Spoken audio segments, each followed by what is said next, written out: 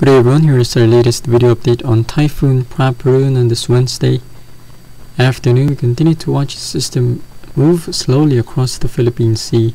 Still inside that Philippine area of responsibilities, we still have that local name of Nina. The system was last looked at approximately 930 kilometers east of the city of Apari here in Cagayan, here in northern Luzon, or about 910 kilometers southeast of the island of Okinawa.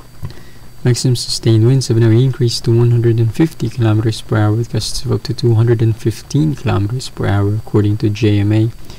System is moving west-northwestward very slowly at 10 km per hour. The Joint Typhoon Warning Center has actually increased the winds to 155 km per hour sustained, so a little bit higher compared to JMA, making Prapiroon a Category 2 typhoon on the Saffir-Simpson scale. Looking at the latest visible image, so this system still doesn't have an eye.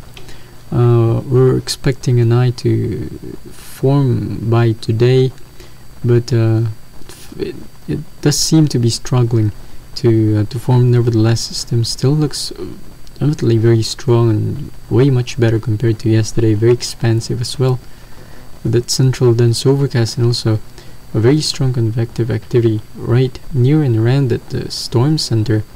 You see that very cold cloud tops being shown here in the bright yellow here in this latest infrared image.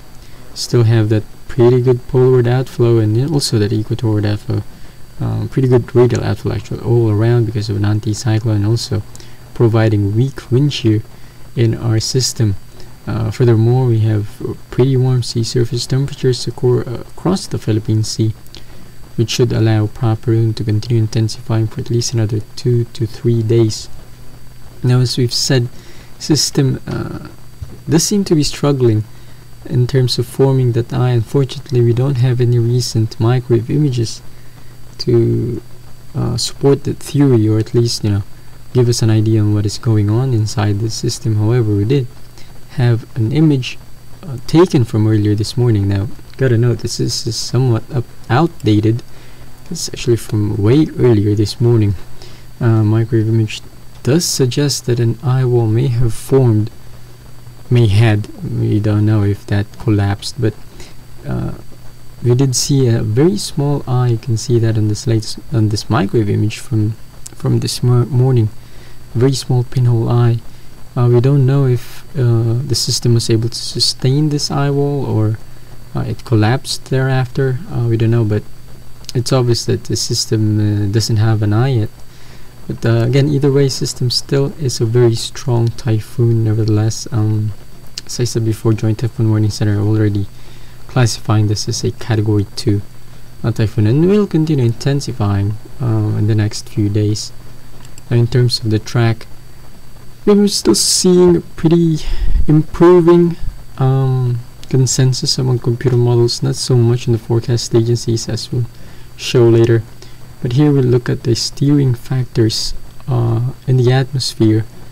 As you can see, system is moving west-northwestward under the influence of this subtropical ridge, actually near equatorial ridge, and also this subtropical ridge across China. This weakness to the north of the system being enhanced by this mid-latitude trough now moving over the Korean peninsula will allow Prapiroon to turn northward and eventually turn northeastward. And computer models are now in pretty much good agreement. As you can see, nearly agreeing on the turn to the northeast in the next 3 days at least, right around Friday or Saturday. Now, as for the forecast tracks from the official agencies, and we begin with Pagasa's forecast track, and again showing you a west-northwestward northward and then a northeastward turn, at least by once we head into the weekend by Saturday.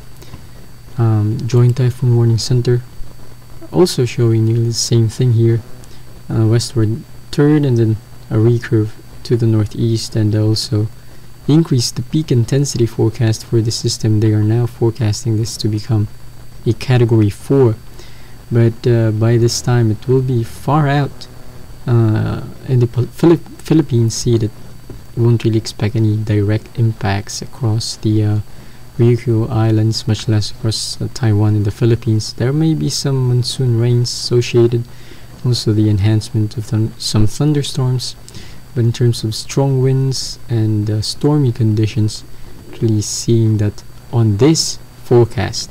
Now take a look at the JMA forecast, the Japan Meteorological Administration, and here we are. A very different forecast compared to yesterday and compared with the other agencies. They're actually showing a westward turn, northwestward turn, and a generally northwestward turn still as we head into the early part of next week. So, and if you extrapolate that, the system is well on its way to moving across the Sakishima or perhaps even into the Ryukyu Islands near Okinawa by middle part of next week. Again, compared to the Joint Typhoon Warning Center, JMA is definitely well west of the forecast track here. They are forecasting this to move towards Ishikagijima, perhaps, we don't know that. The 5-day forecast does seem to be opposite of what the Joint Typhoon Warning Center is showing. And actually, take a look at here, latest JMA forecast, and if you compare that with yesterday's forecast track, you can see yesterday they were forecasting a recurve to the northeast. For some reason, they drastically shifted, showing and is now showing a forecast to the northwest. Fortunately, we don't know the reasoning because they don't write any prognostics on their website, but what I am thinking of is going back to the steering factor, is they probably are expecting this ridge over China to become much more dominant as we head into the weekend, because this trough right here will be moving out, possibly allowing this ridge to form much stronger and become much more dominant in terms of the factor and the influence over Prapiroon. And if that happens, this ridge right here will steer the system more to the northwest instead of the forecasted track to the northeast by the majority of the models. Now, make no mistake, JMA is actually being supported by at least one model. The European model, not shown here on this update, but the European model actually brings Prapiroon very near Okinawa by Sunday and Monday as a strong typhoon. So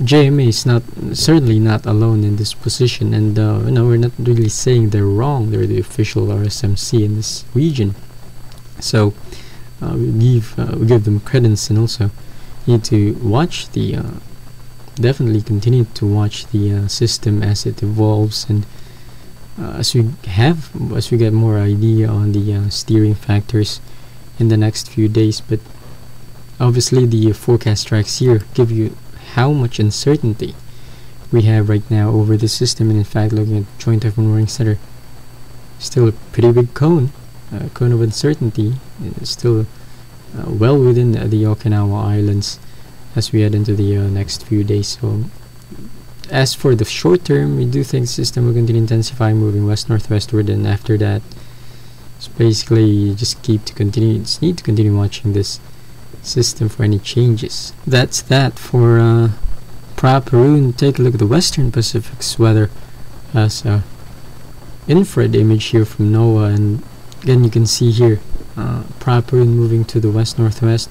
We have a monsoon trough extending from Yap Island all the way to the Marianas, bringing some widespread rain showers and even some thunderstorms across Guam and Saipan over the last 3 hours here, bringing some heavy rains there. Now, system going back to Prapiroon quickly, or Nina system, does seem to be far off from the Philippines to directly impact the country, although we are seeing some rain showers being enhanced by the system. The southwesterly flow bringing some showers and thunderstorms across Visayas and Mindanao. May have some heavy rains there tonight and into tomorrow, but widely scattered, and should not be too much of a worry. Rest of the Indochina, rest of Southeast Asia remains clear. Yeah, the system just updated, but do have some isolated thunderstorms here. Nothing too major, nothing too widespread. There as well, the remnants of Gamey a few days ago have left the region, so no more worries there. Concludes our video update for today. Check out our website and our also blog for latest video updates. Now, the system does continue to keep changing, and as you've seen today, computer models and also forecast agencies are still very much uncertain and still in disagreement as to the overall forecast for the system. So please continue to keep monitoring system, because it may not be near land today, but in the next few days it may threaten some. We don't know, so we continue to keep watch. Stay safe, guys. Have a good day.